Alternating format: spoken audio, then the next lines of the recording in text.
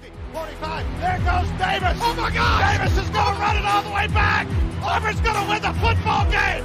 Auburn's going to win the football game. He ran the missed field goal back. He ran it back 109 yards. They're not going to keep him off the field tonight. Holy cow. Oh my God.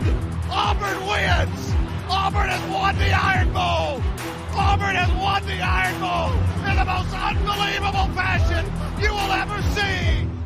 Episode 400 of the Dream Wager. If you told me this 3 years ago, kid, holy shit. Welcome in, everyone, to a brand new edition of the Dream Wager. Today is May 20th, 2024, episode 400. Come a long way, kid. How you doing? Still, feeling a little good for this, episode 400. Kind of shame I couldn't get a fresh cut, but didn't have the time. We'll do this week, Dill. Exciting game 7 we saw today. What a game 6 we saw last night.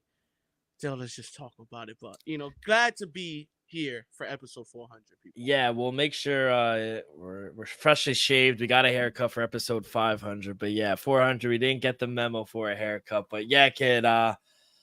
Yeah, tough game 7. We'll talk about the Knicks loss. We got UFL. What a great weekend in the UFL. Preakness winner sees the gray. He sees the opportunity. Our boy Mystic Dan came in second. Some NFL news to talk about. Chiefs always in the news this offseason. And then we'll look ahead. We got some Eastern Conference finals, Boston and Indiana, and the Western Conference starts on Wednesday. Got a doubleheader on the diamond as well. So we'll be breaking down all that and more a little later on in the show. But we'll start at the most famous arena, the Mecca. New York Knicks go down game 7, 132-109. The Indiana Pacers shot 67%, breaking an NBA playoff record. At one point, kid, they were shooting 80% from the field. I don't even think the Knicks were even shooting all that bad. I thought they were shooting pretty well considering all things. It's just they didn't miss. Got to give them credit. They're the better team. And, I'll say this. They gave it all they got. It was a special season with all the injuries going on. It's not an excuse. It's one of my favorite seasons from recent history, maybe towards the last Indiana Pacers series with Melo. I love this team. I love the direction that they're going in. They'll have their day. For now, it sucks, but, I'm grateful I got to experience this run. Every game was fucking exciting. And, I just wish Jalen Brunson's fracturing his thumb. I mean, him going down. Julius Randle, he's been out, but OG getting hurt. Bogdanovic, another key player. Josh Hart was never the same. Mitchell Robinson. I mean, we were just, Lord have mercy, we were just down. We didn't have the bodies. Even if we would have won, kid, we were going to get blown out by the Celtics. I mean, if we could even field the team at that point. I want to give his flowers to Alex Burke. I mean, he showed up. I mean, for coming off the bench, not playing any minutes in the first series and then coming in having double digits in most games that you were in, 26 points, just wasn't enough. I mean, McBride, he kind of did all he could do either, but Donovan DiVincenzo, good game, just not enough. OG, tip your cap to him. He tried. He gave it his, but he just couldn't go. He was limping up the court anyway. Hartstein didn't have a good game at all. Brunson, like I said, he broke his thumb. Josh Hart, you could tell these guys were just banged up, and we didn't have anyone. Precious, he did okay, but yeah, tough one. But I'm optimistic. I'll say that, kid. For everything. I probably would have came on here mad, but no excuses. This was a great season. They fought through adversity. First series, losing Julius Randle in January, getting the number 2 seed. We didn't make any excuses. I think we should be proud, the Knicks fans. I think we're going in the right direction. It's brick by brick, man. I think we'll make some adjustments in the offseason, but, I'm proud of the team, and I like the direction that we're going to. That's all I really could say, kid. Yeah, honestly, I appreciate everything you just said. Just from from the show standpoint, great way to go about it, Dill. Great take, love it. I'm gonna go for the Knicks. First. Pascal came out on fire. Knicks defensively, they didn't have an answer though. Like you said, they came out shooting 80% in the first half, and then ended the game shooting 67% from the field, all-time NBA playoff record, especially for a game 7 on the road.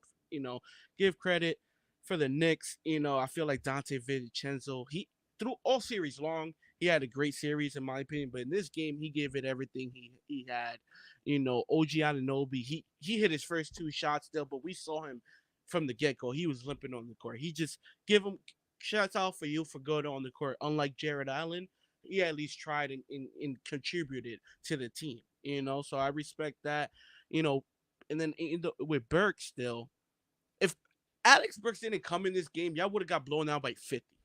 All jokes aside, especially like second, third quarter, though, he brought y'all back a little bit, especially when y'all knocked it back down to about 8-10 points. It was mostly Alex Burks. So give Alex Burks credit. I think when he came in the game, he started the game like 5 for 5 from the field, couple and ones, hit the 3 as well. So to me, he played great, though. To me, you couldn't ask him nothing more for a guy who didn't play the first 6, 7, 8 playoff games of this year, and then come in and admittedly give you points when needed. And to me, got to give him credit there. But Knicks, give them credit, for fighting. I understand tough loss and whatnot. I'm not gonna say that all the injuries was the reason, because to be honest, still you could have been healthy 67% from the field. You most likely still lose that game. Let's just be honest. So give credit for the Knicks for making it this far. Moving forward, Dill, I think you're just a player away from honestly being contenders. Jalen Brunson, he's that dog. He's gonna be, he's gonna be the closer on the team. He could make tough shots. He could get you 30 to 40 points a game if needed. Come crunch time, we saw it throughout this playoff run.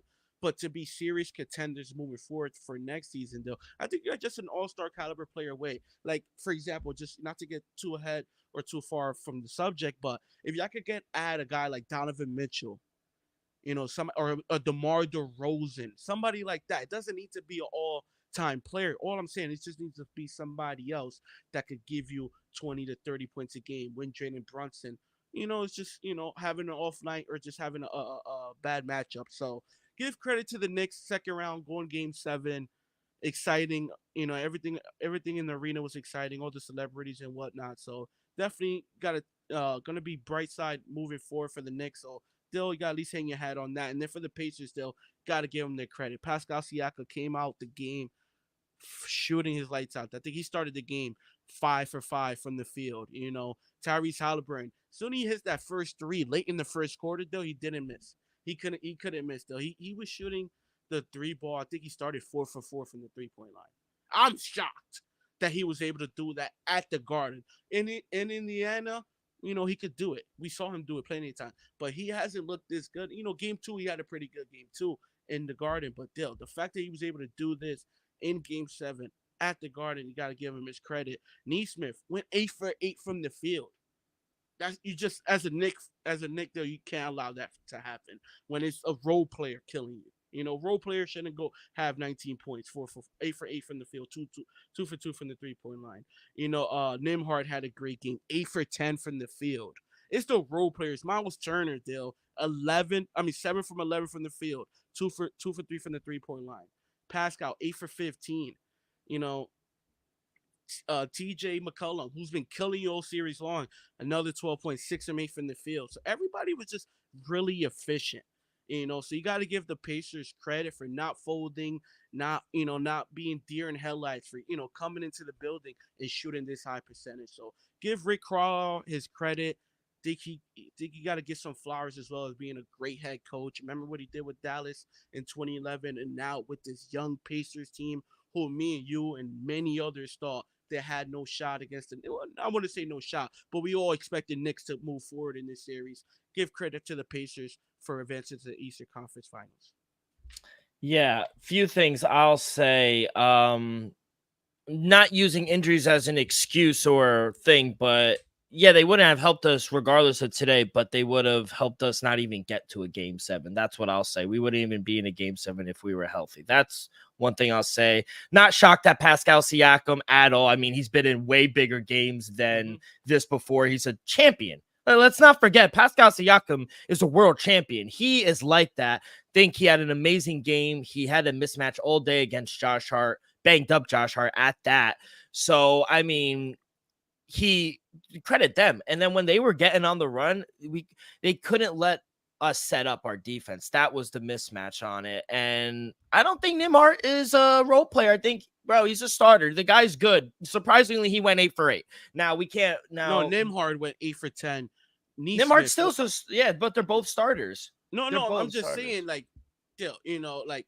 Of course, they had great games, but I wouldn't consider them a role player. TJ McCollum is a role player. Obi Toppin is a role player. Isaiah Jackson is a role player. These are good players in the NBA, starters in the NBA. They just, bro, they shot the lights out. You got to tip your cap. It's like you throw an amazing curveball and you still hit it opposite field. Like, you delivered the pitch. You just got to tip your cap. There was nothing we could have done, regardless if we had all of our starters. They were still going to win that game. So, very unfortunate. I feel like a lot of teams would have folded, but these guys didn't. They kept fighting the Knicks, and we even cut it to 7 points at one time. I know that's loser talk, but I think that these guys never folded. I love the team. At the end of the day, you want these players for them to mean something. We see it all the time where, they show up with no pride or they have no heart. You want that attachment, I feel like, with the fan base and the team to show that they care. And when Josh Hart and all the starters came out and don't remember, this is Josh Hart's 4th team. He's still kind of looking for a home. So for the Knicks fan base to embrace him, you want that in a player. And, you want, as a fan, I feel like you want the players to care more than you do at times for most of the part. And I think they do. You saw Josh Hart visibly upset, and I feel like a lot of guys were. So this team did all they could do, but it was a good season nonetheless. Just wish we could have went to the Eastern Conference Final, but credit Indiana Pacers. They were the better team. You got to tip your hat to them. Let's go to the Western Conference. Dallas Mavericks, what a game. They closed it out in 6 at home, -117 to 116. Luka and Kyrie, man, what a combo they had. And, what we saw from PJ Washington and Derrick Jones Jr., I mean, what a game they had.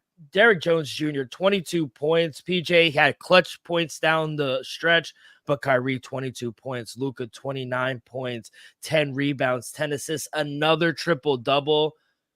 This team is dangerous, kid. Yeah, Del, give Dallas the credit, coming back, OKC, to me, the game was almost over. To me, could have been easily over when the OKC closed the first half on that, I think, 25-8 run or something like that.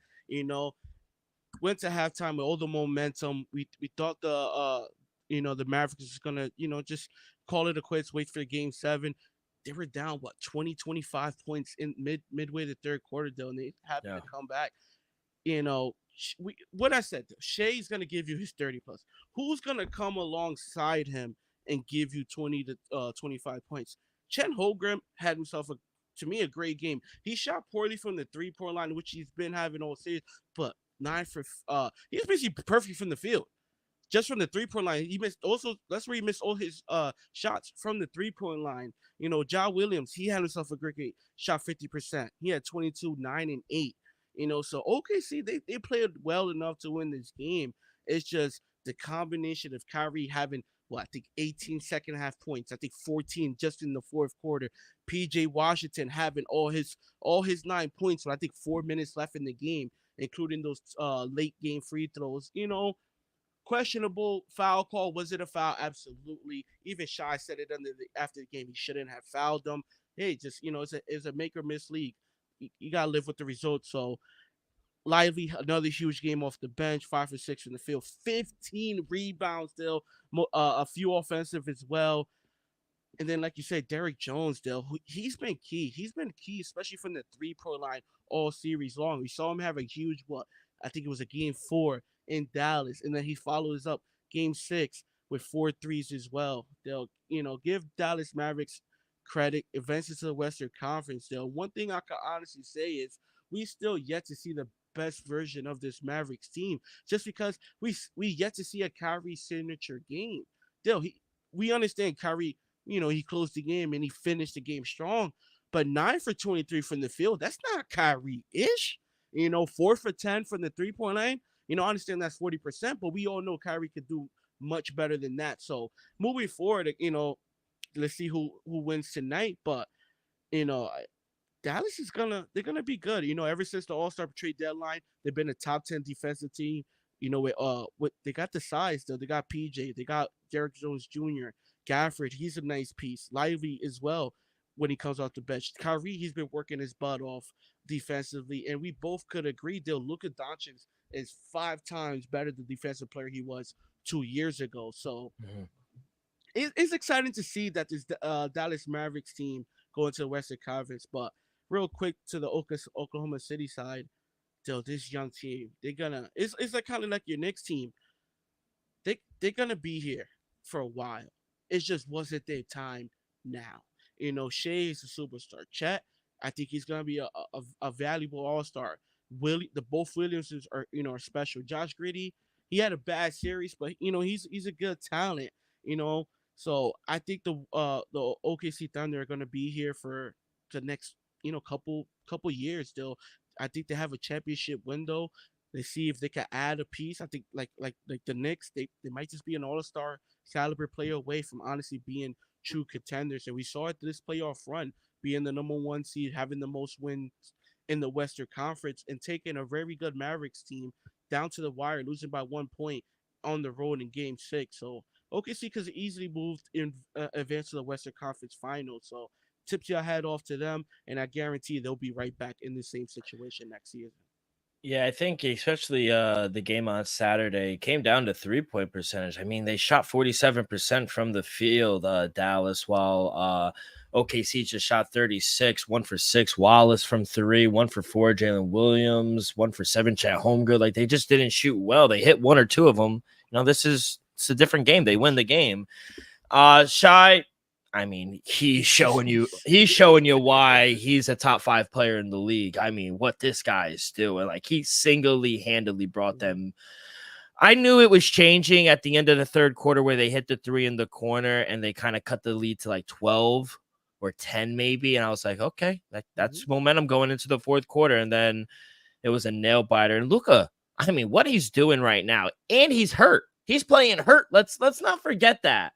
I know a lot of people say, oh, everyone's hurt, but he's actually really hurt. Like, he plays really hard. I agree. I think his defense has stepped up tremendously. You saw Kyrie after the game. He said, yo, this was one of the hardest series. He was emotional. Yeah, what a series for Derrick Jones. PJ Washington, not the best game, but he hit the game time triple when it mattered. So that's what you need. This team is deep, man. Jason Kidd, he's doing a hell of a job. Last 3 years, Dallas Mavericks have made the conference championship 2 out of the last 3 years. So they're going in the right direction. And I agree. I think, we'll see how they match up with the winner of the Timberwolves and Nuggets, but we'll see. I think they match up really well, and they could give both teams some fits. As for the OKC, yeah, I agree. I think they're a piece or 2 away. They're a very young team. I think the inexperience kind of factored a little bit, but they're going to learn from this. They're going to grow. Prediction, I think they're going to actually move on from Josh Giddey. Try to get some size.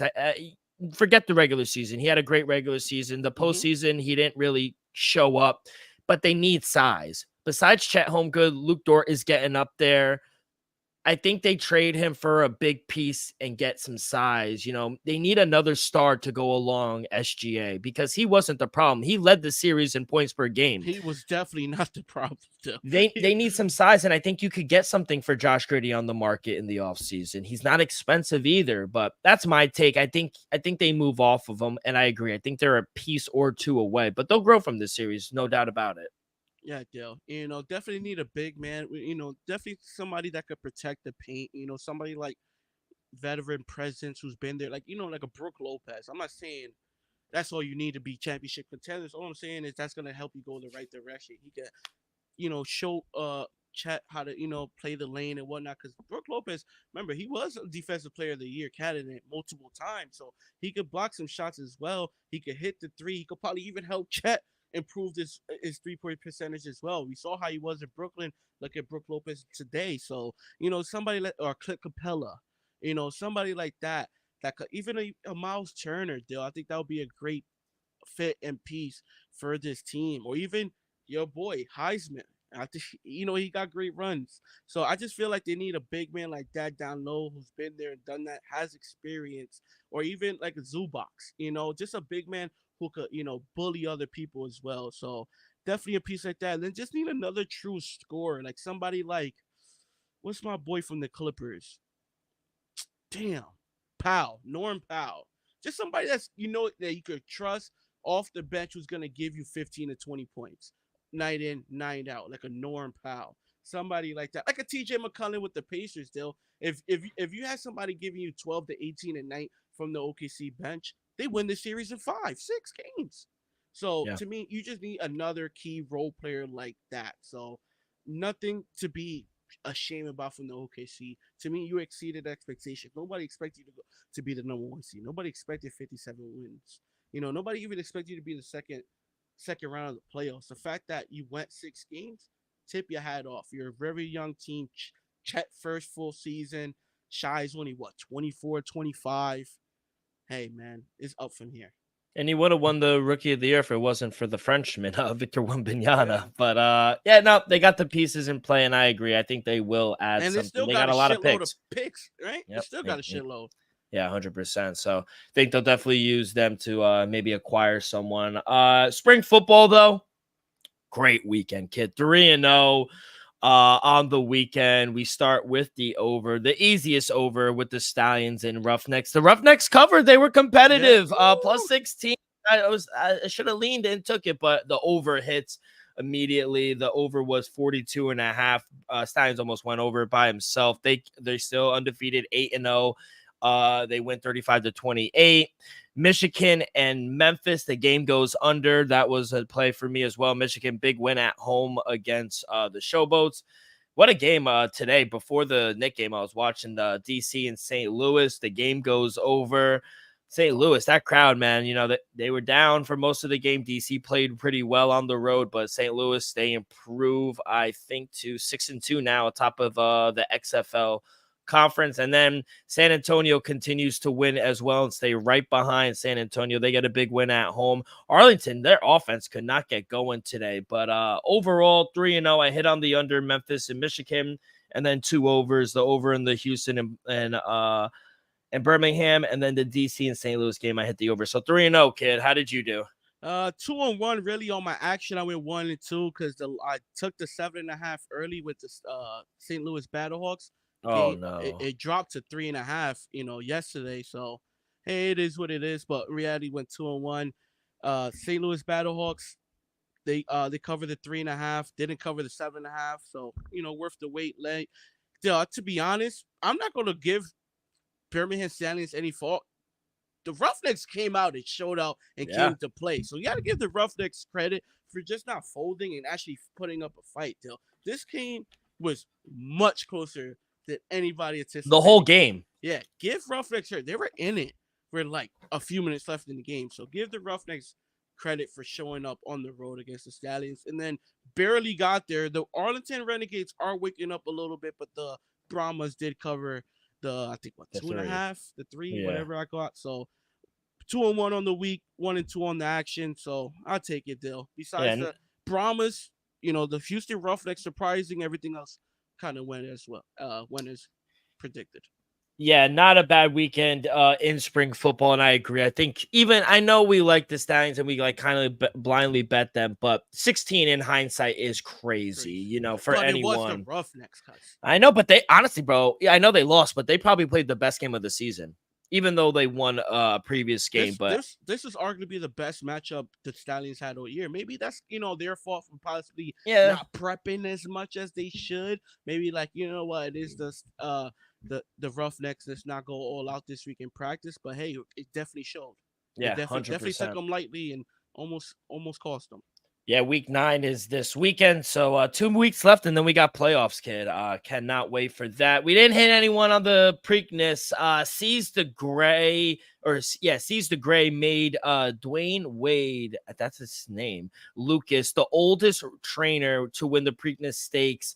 No Triple Crown. Mystic Dan became second, but it was a muddy course. He ran clearly, immediately had the lead, and he held off Mystic Dam and Chasing Freedom. I had two guys almost there through the stretch for the fourth time in 10 races. So, yeah, congrats to Seize the Gray. Did you watch the race? No, Dale, I was a little busy running around doing a few things, but I had Catch a Freedom 8-1, and I had Uncle Heavy. Uncle Heavy, was a little down the line, but we'll see. It's another race, what, in 2 weeks, right? Yeah, So, the Belmont Stakes, but it's not even the Belmont anymore. It's the third letter of the Triple Crown because they're doing renovations at the Belmont Stakes. So I think they're racing in Saratoga in New York. Yeah, so it's not at the Belmont, but man, they should have brought that shit to MetLife, man. come on now. That's not conditions for the third leg, but the finishing order, like I said, Seize the Gray 1, Mystic Dan 2, Chasing Freedom 3, Tuscan Gold 4, 5 Just Steel, 6 Uncle Heavy, 7 Imagination, and then 8 Magoo. So congrats again to Seize the Gray on a very good win in Baltimore. We got some NFL news, kid. Chiefs offensive lineman Wayne Morris and Chibuka Gorick were arrested Thursday night in Johnson County in Kansas on a misdemeanor possession of marijuana. They have since been released. That's crazy. It's been a wild couple of weeks for the Chiefs. Rashid Rice, we all know he's been arrested. He's facing 8 felonies. A couple of weeks later, he allegedly punches a photographer he's being sued by. Harrison Buckkicker, we already know he gave one of the most controversial speeches in recent memory. First round wide receiver Xavier Worthy got his car stolen as soon as he moves into his new home in Kansas City. Now 2 offensive linemen got arrested for marijuana. I mean, if I'm Patrick Mahomes' kid, I'm like, bro, can we just stay out of the fucking news for 2 weeks? Well, I'm not going to fault the offensive lineman. Marijuana should be legal. But federally, it doesn't matter state to state. Federally, it's looked bad upon. I get it, but you shouldn't even put yourself in that position.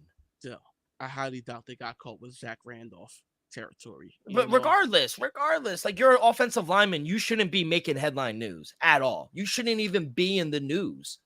Still, he wasn't trying to be. What do you mean he had weed on him in a state that's illegal? You broke a law. It's there's no ifs, ands, or about it. You're not in New Jersey where it's legal. It's still federally illegal. That's the problem.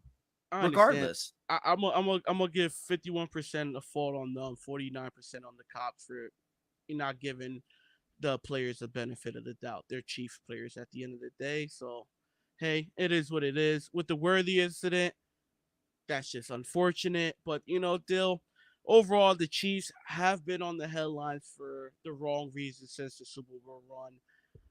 It is what it is. Hopefully, the whole thing with, Rashid Rice, hopefully that works out. I think he's going to get suspended. Let's see if it's going to be the whole season or not. Highly doubt he gets jail time, but anything is possible. And then moving forward, though, like you said, can Patrick Mahomes just get a peaceful summer? The way it's looking, I highly doubt it. Hopefully, Travis Kelce can just stay out the news and any other superstar, and they'll be fine. That's all you need is another person in the news. I mean, well, he won't be on the news with Tyler Swift. No, I mean, but no, not that bad publicity. Exactly. This isn't good. If they were receiving an award, cool. That's cool. But yeah, I think it's going to be a very loud. And they needed to get it together. We were talking about it. Obviously, we'll break it down in the summer with our futures. But that's a tough schedule. Chiefs have a very tough schedule. A lot of primetime games, but Elvis, if there's one man that could steer this train around, it's Andy Reid and Patrick Mahomes. So not too worried, but just you never really see this from a back-to-back winning organization like the Kansas City Chiefs. We don't really see them being in the headline all this offseason. And I feel like they're doing it to themselves, like Buckkicker. Come on, bro. What are we talking about? And the whole thing right there. Honestly, the only thing that's not bad is my man's car got stolen. That's just foul. That's just unfortunate, It's not like he was looking for problems. He was moving into his home and he got probably a nice whip. He got paid. He probably left it on right outside, bringing something in, and it just happened. Yeah, it's very unfortunate. Yeah. Hopefully got the warranty or insurance on it. Insurance. It definitely had insurance on it. But yeah, I think they'll be fine. But yeah, they got to get out of the news. Before we get to our picks, a quick word from our sponsor. We are brought to you each and every episode by Viva Tequila Seltzer, the most refreshing hard seltzer on the market, hands down. There's no wonder why Viva was voted #1 hard seltzer in the world by San Francisco World Spirit Competition. With only 88 calories, 0 carbs, 0 sugar, and a light 4.5 ABV, Viva is the perfect drink for your post-game celebration, as it was created with that active lifestyle in mind. We flavor tequila seltzer because flavor is the spice of life, and we like our drinks with just a kick, just like how we like our lives. Whether it's Huckleberry playing a round of golf with the boys or an elderberry watching the NBA playoffs, it doesn't matter. Our favorites pair perfectly with that artisanal Blanco tequila for that subtle and refreshing drink. Our belief here at the Dream Wager and at Viva is to live long, live well, and live it up. All right, kid. Before we get to the Eastern Conference game that starts, it will Eastern Conference Finals starts Tuesday, 8 p.m. on ESPN. Boston is hosting Indiana. But before we get that, I want to talk about the series price. Boston 12-1 favorite, plus 680 for the Pacer. Yeah, it's actually insane. For a final across the top. I know. The series spread is -2.5 for Boston, and it's at -158. If you want to take Boston, I guess the only I think they lose one, but who knows? Pacers are a good team. They may lose 2. All right, so say Boston in 6. It's only plus 430 right now. The cheapest is right now. The favorite is Boston to win in 5 at plus 150. Wow, plus 150 in 5. It's crazy in an Eastern Conference final. I don't know what's worse, to win in 5 at plus 150 or minus 1200 for the series. Yeah. Do we have anything? Because honestly, I would either take Boston in 5 or Boston in 6. I don't see him going 7. I don't see a sweep because past few series at home, Boston has slipped to the Miami Heat, to the series that they just had against the Cleveland Cavaliers. Thank you. So they've dropped a game at home. So I do think they're susceptible to at least a game. They're definitely live. The Pacers are live for game 2. I'm telling everybody right now, they're live for game 2. All seriousness, still, I think the best bet would be Celtics at 6. Barring injury, the Pacers at home look very good. Yeah, you could say dominant at times. You could honestly say that. With the Celtics, besides game 2s in the series, they're dominant as well. Yeah, they're dominant as well. So it just wouldn't shock me one bit. I do believe, and I think you as well believe, the Celtics will advance to the finals. But to win this series in 5, when you beat a hurt Miami team in 5, you beat a really hurt Cleveland team in 5. You're not about to beat a healthy Indiana team. Wait, I understand that this is the Pacers you're talking about, but this is a Final Four team we're talking about. So we got to start, at least give them that benefit of the doubt. At least talk with them with some respect on their name, Dill. This is a Final Four team. I'm not saying they're the 4th best team in the NBA, but they did get this far, so we got to at least give them that respect. I don't think they do it in 5. I think the best bet is Celtics in 6. Worst case 7, which I doubt, but I say 7. I say 7. So if you think 6. So if you're thinking 6, you might even sprinkle a little on Indiana plus 2.5 on the spread, because if it does go 6, you win by the hook, and that's at plus 128 at plus 2.5 on the series bet. I think that's live. I agree. I think it is 6, but it wouldn't surprise me if they won in 5, if I'm being completely honest and objective here. I agree with your take. I do think they will advance. Coming off a tough game, a tough series against the Knicks. I do think Pacers do things well that the ball, like they can't guard the 3 all that well. I think Pacers could have an advantage there, but I think having the 3 days off helps Kristaps Porzingis return. Maybe not games 1 or 2, but I do think he'll return. They already said he's not going to be available for games 1 and 2, but looking, for the remainder of the series, he's most likely going to return sometime in the series still. And me personally I think the Pacers have the advantage just because defensively, I think the Knicks are tough. I'm not going to say tougher, just, more physical of a defensive matchup than the Celtics will be. So they just came off a very rough series with the Knicks, with the Celtics. I'm not gonna say that it wasn't as rough, but we can honestly say is they wasn't as physical as a team as the New York Knicks were. That I can honestly say. So Yeah, I think the that's fair. physical aspect, advantage moving forward, we'll have to go with the Pacers just because it's a small chance the Celtics gonna have to adjust to this pressure and this is physical. I doubt it, but that might come into play just a little bit, especially games 1 and 2. Now, my question for you is because I agree. I think they will advance the Boston Celtics. Who would you take to win the MVP of the conference finals? Jason Tatum is minus 210, so there's no value there. I guess the next person would Jalen be Brown. Jalen Brown at plus 400. Wow. And then the third is Tyrese Halliburton at 10-1 if they wind up winning. I think that's fair. Or Pascal Siakam. Here's a dark horse I think that's worth a flyer who we've talked about is getting better and better. Derek White at 17-1. I think he's worth a flyer because one game they might not show up. Derek White could go off for 20, 30 points. And I don't know. I think sometimes Jalen Brown or Jason Tatum, they have a game where they kind of go MIA or have a bad game. And Derek White is, I think, a little more consistent. So I think a sprinkle of 16 or 17-1. What do you think? I think it's worth it, honestly, Dill. But I think Jalen Brown at plus 400, just he's the more consistent. Like he could average 24 to 28 in this series. I think Derek White could give you like a 30-point game or two, but still average like 18 in the series. Jalen Brown will put up just highly more numbers. Like he could average 24, 8, and 6. That would be, more eye pleasing numbers to win the MVP than 8, 7, and 4. 18, 7, and 4, or something like that. Even though Derek White probably had two huge games that won the series, but stat factor, I think Jalen Brown with the plus 400, though, I think it's a little more reasonable and more realistic of a ticket. That makes sense. Now I agree with you. I even like the total games in the series over 5.5 to get Yeah. to 6 games at plus 120.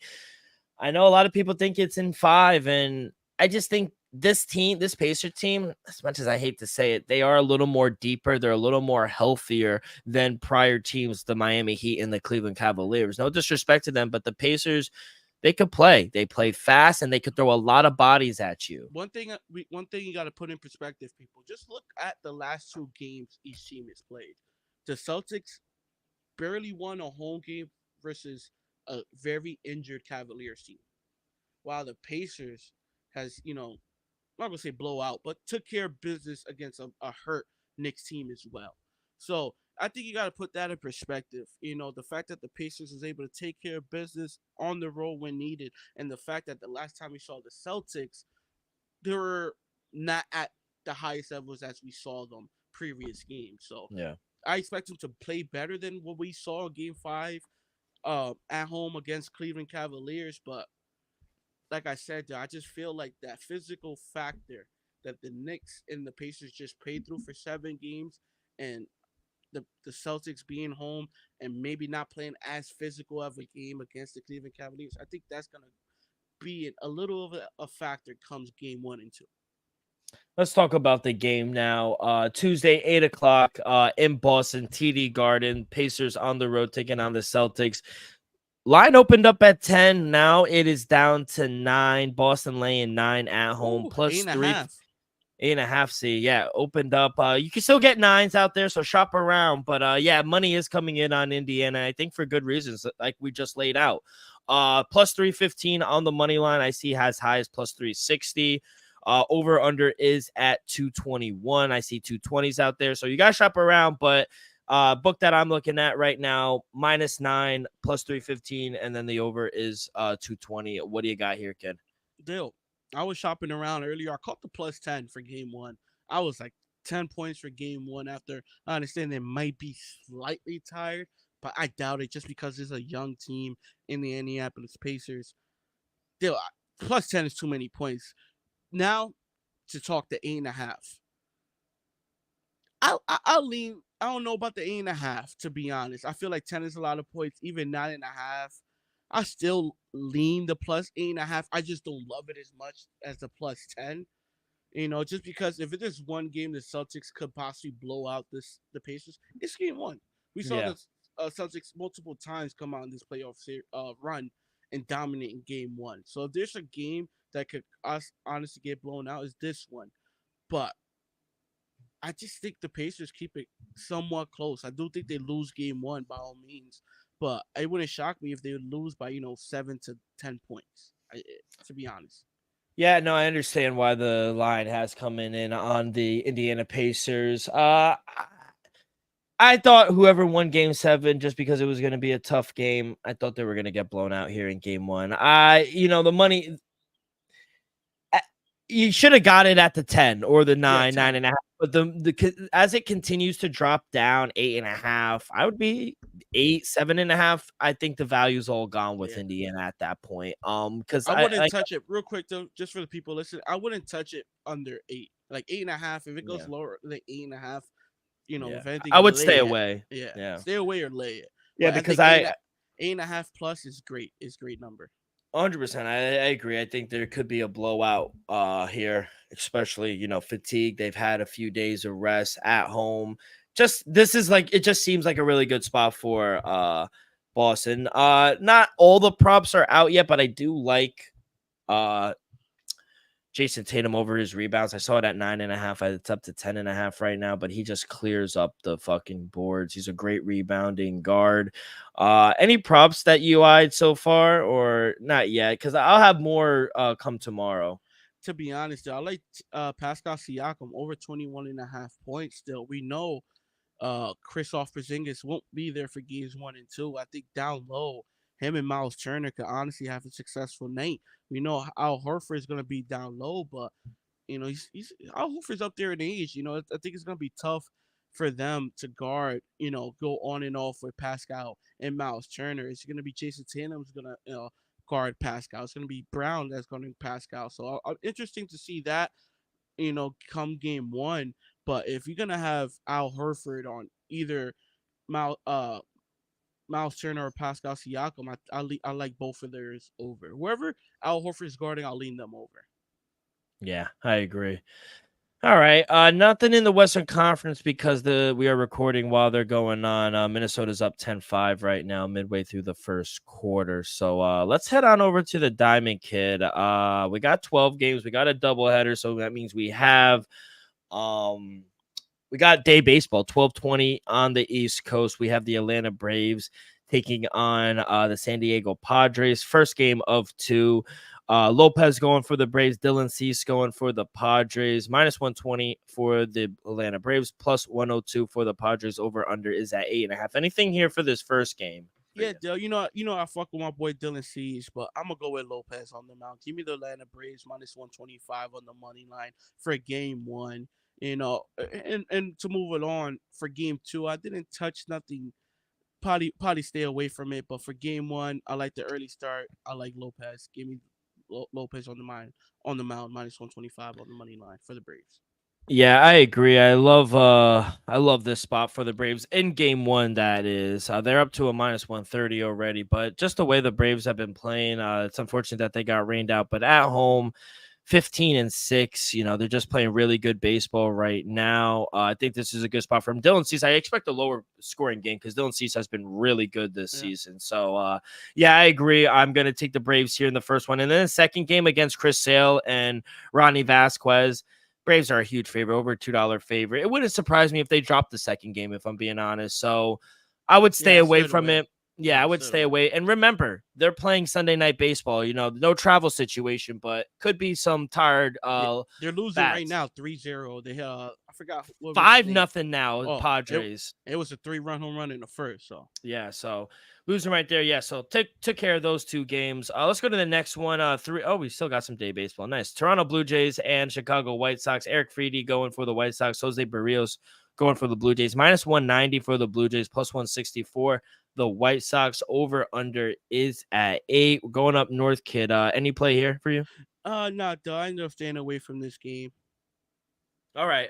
Yeah, I was gonna take the Blue Jays, but I faded them today, and then they wind up winning. They're 3-7 in their last 10. Chicago's actually played all right. Still only 4 wins on the road, so don't trust them on the road. I would stay away from this game. Let's go to Cleveland. The Mets on the road taking on the Guardians. Tyler McGill going for the Mets. Ben Lively going for the Guardians. -126 for the Guardians. +108 for the Mets. Over under is at 8.5. Kid, what do you like here? The Mets just got swept. No, we won today. Oh, yeah, won today. All right. Y'all just lost 2 out of 3 against the Marlins. The game 2 was a little close. They lost in a walk-off or whatnot, Dill. But y'all just lost 2 or 3 against the Marlins. Then y'all expect me to bounce back against one of the best teams in baseball in the Cleveland Cavaliers, Cleveland Guardians on the road. I think not, Dill. I might be wrong. It might be a trap, but give me the Cleveland Guardians -125 on the money line, Dill. Sprinkle on the run line, even though your bats did perform a little better in Miami, Dill, especially games 2 and 3. But y'all did just lose 2 out of 3 against the Marlins. Give me the Guardians on the money line -125. Yeah, Saturday was very tough. Up 9-3 and wind up losing 10-9. Yeah, tough one to come back from. But yeah, no, I agree. Double travel situation for the Mets. Ben Lively's been okay. 2-2 on the year, 3.06 ERA. I think this is a good spot for them, and they just rake at home. I love the Guardians here at home. I don't really like to back them on the road, but at home, I like them. Mets 3-7. They're playing bad baseball. Maybe towards an over though. The bats have been waking up. A bullpen hasn't looked good. Edwin Diaz is considering not closing games anymore. Like, it's a shit show. But yeah, I do like the Guardians as well. Took care of the second game. Let's go to that Miami team. Took 2 or 3 from the Mets. Staying home now, taking on Milwaukee. Ryan Weathers going for the Fish. Joe Ross going for the Brewers. Brewers short road favorites, -136 on the money line, +116 for the Fish. Over under is at 8.5. Any play here for you, kid? Give me the Brewers on the money line, -132, Dill. I just like the Brew Crew in this matchup. Don't get me wrong, Miami surprisingly did have a good series against the Mets, but I think with Withers back on the mound, I think Miami bounced back to reality. They've been brewing all season long, Dill, to be honest. Give me the Brew Crew in this scenario, -132 on the money line. Oh, this is another team where I just can't get right. I mean, I backed them today against a bad Houston team. They wound up losing 9-4. This is just a team I can't get right, to be honest. They are a really good team, good on the road, 15-9. Miami, not the best at home, but they're playing better, or the Mets just suck. It's either those two. It's either one or the other. Yeah, it's either one or the other. But no, I do think they're the right side. Joe Ross scares me. I don't want to be laying 130 with him. So it was a stay away game for me. Let's go out to our nation's capital. The Nationals hosting the Minnesota Twins. Pablo Lopez going for the Twins. Mitchell Parker going for the Nationals. Home puppies for the Nationals, +154. Twins, -184 on the money line. Over under is at 8.5. Anything you like here? No, Dill, but I do lean the Twins, on the road with Pablo Lopez on the mound. It's just I'm not gonna go there on the window. The money line is a little too rich, and then the run line on the road. Washington has been playing decent ball. I'm not gonna lie, people. So I'm not gonna tell you to lay it on the run line on the home, and then -166 on the money line. Just a little too rich, people. So I ended up just staying away. But I do think Minnesota is the right side. Someone's got to go. Both teams lost 5 in a row. Someone's got to win this game, but I think at +1, I got a little earlier in the day, and I got +156. I love it. Anything over 150 at home with Mitchell Parker, who I think toe-to-toe has gone up to head with Pablo Lopez. I think it'll be a lower scoring game. I like the under 8.5 as well.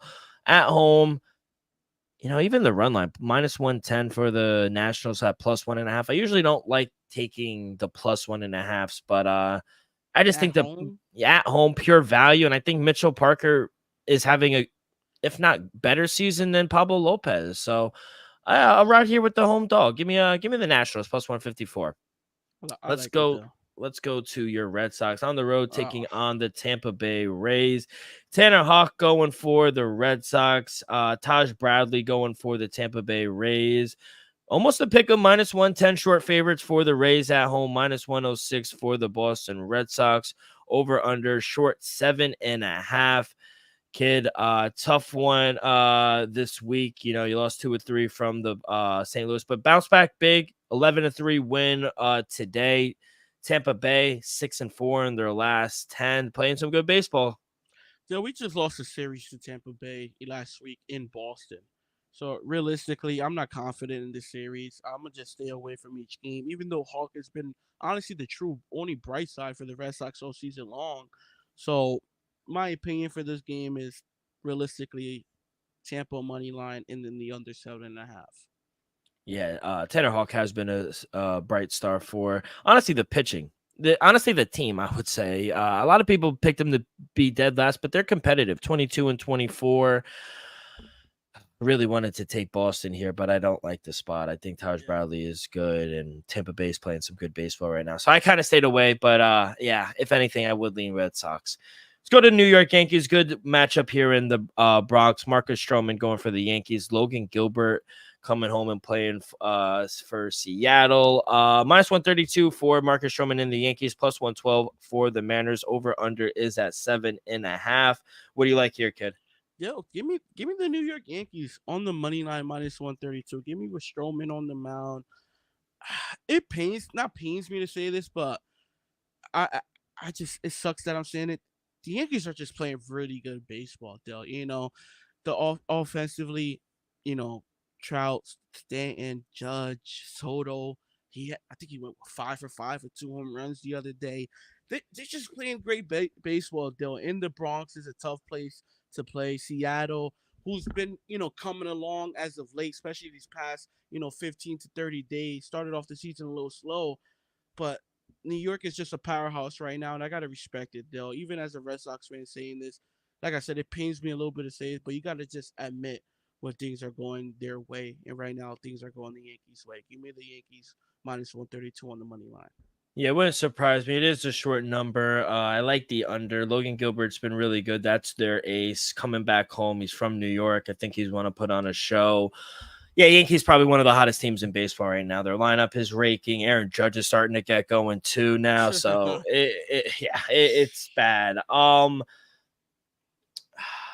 Yeah, I kind of lean here with the Yankees as well. It's just hard to take them. Maybe a walk prop for Marcus Stroman. He has 27 walks on the season. Maybe that's kind of been an issue. Maybe they could hang around that way. But yeah, I probably would back Yankees. Sorry, I just had to block Paul Pierce on Twitter real quick, but yeah, we're back. I understand. I saw. Nah, he's talking real crazy. Like, nah, yeah. he probably won some money. I guarantee he definitely won some money. That's why. Anyway, we'll go to something more positive. Shut up, Paul. No, not fuck Paul Pierce. No. Not from that perspective. I'm just saying, if he did, that's what I think what happened. No, I just think he hates New York fans, and it's the feeling is mutual, buddy. Anyway, but hey, it is what it is. Let's go to Kansas City. The Royals taking on the Detroit Tigers. Michael Wacha going for the Royals. Reese Olson going for the Tigers. Minus 118 short favorites at home for the Royals. Plus 100 for the Tigers. Over under is at 9. They started to play a little better baseball. Royals kind of slacked off for a little bit, but now they coming back. 4 of their last 5 winners. They just swept Oakland Athletics. They took 2 or 3 from the Mariners at home. They're 13-4 as a favorite, 17-8 at home. Just a much better team. I like Reese Olson. I think he's a good pitcher. Even though he's 0-4, don't let that fool you. His ERA is under 2. Mm-hmm. He's a good pitcher. I think maybe an under 2, but we do have winds blowing out, so maybe scratch that. Maybe that's why you see a 9. But I'm gonna take the short price. Give me the Royals here. I think Michael Wacha could go toe to toe with Reese Olson, and I think at home they're the much better team with the lineup. So I'm gonna take the Royals here. Yeah, I lean that way. I didn't go there official. The former Red Sox great Michael Wacha on the mound. The Kansas City Royals been red hot, like you just said. Detroit Tigers finally cooling down, coming back to earth, like the old Detroit Tigers. Honestly, I might go there official as well. Check tomorrow, but I'm with Dylan. Lean Kansas City minus 118 on the money line. All right, let's go out to St. Louis. The Cardinals hosting the Orioles. Right now, it's kind of a pick 'em. Some places, pick 'em. I see some books Cardinals short favorite -118. Could get plus money, even money with Dean Kramer and the Orioles. Sonny Gray going for the Cardinals. Over under is a 8. Kid, I thought this was the toughest game to handicap. Mm-hmm. I love Sonny Gray. He's off to an amazing start this season. At home is kind of where you want to back him. Maybe look towards a strikeout prop for Sonny Gray. I don't know if I could back him, though. This is a tough team to go against. Baltimore Orioles is really good. Dean Kramer is having a really good season as well. This was tough. My heart wanted to go with the Orioles, but my mind was telling me to take the Cardinals. So I kind of just stayed away from the game. Still, give me the Baltimore Orioles -110 on the money line. It's a pick 'em. All hats off to Sonny Gray. Much respect to him. I understand St. Louis just won 2 of the 3 against my Red Sox on the road, Dill. But let's just be honest. Baltimore is just a flat out much better team. I understand Sonny Gray is that dude. Probably could pitch a gem, Dill. But when it comes down to it, Baltimore, to me, is just a better team. So give me Baltimore -110 on the money line. All right. 2 games left. We'll go out to Houston Astros hosting the Los Angeles Angels. Reed Detmers going for the Halos. Framber Valdez going for the Astros. -205 for the Astros. +172 for the Halos. Over under is at 8.5. Find any value in this one, kid? Some. I lean the Angels +1.5 on the run line there, -128. Do I trust Houston to win this game by 2? I barely trust Houston to win the game. Valdez is on the mound. That's the only thing that I love. I don't trust their bats. I don't trust nothing else. Valdez, he's pretty consistent though. Let's just be honest. Demers, he's so and so. He's solid, not great, not bad, but I think the Angels either lose a close one or sneaks it out there. All right. For the record, Houston is 8-2 in their last 10. They have been playing a little better. I still don't trust them. Yeah, I agree. They need to show us more. I agree. Last game on the slate. Let's go to LA. The Dodgers hosting the Arizona Diamondbacks. Yamamoto going for the Dodgers. Sicilian going for the Diamondbacks. -225 for the Dodgers. +188 for the Snakes. Over under is at 8.5. Anything here, kid? Stay away from me. I would say Dodgers run line. Even that is taxed, I feel like. Yeah, at -106, if maybe it was +110, yeah. At the end, they gotta respect the Diamondbacks. I understand this season's been kind of a dumpster fire, but gotta at least respect them a little bit. Otani has been on fire for the Dodgers. Give him credit there, but that's my only opinion, though. Yeah, only 4 games, 4 plays for me. I'll probably have a player prop or 2 come the morning. But yeah, that's about it, kid. We got WNBA as well. 2 games on the slate. Got a rematch of opening night, Indiana Fever and Connecticut Sun. We also have the Liberty hosting the Seattle Storm. New York off to a very good start, 3-0. Fever 0-3. I will say, though, don't want to be the man on the lawn, like the old man on the lawn take, but shame on the WNBA for giving Caitlin Clark 4 tough games to open the season. Like, credit the NFL giving Drake May, JJ McCarthy, and Caleb Williams very winnable games to start the season.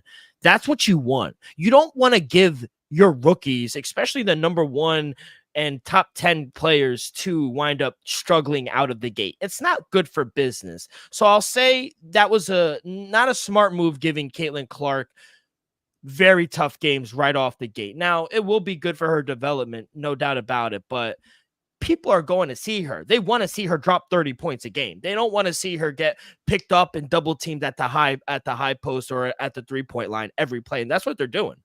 She didn't face that at Iowa, so that's why she's struggling a little bit. But nevertheless, I don't think that was smart by the commissioner.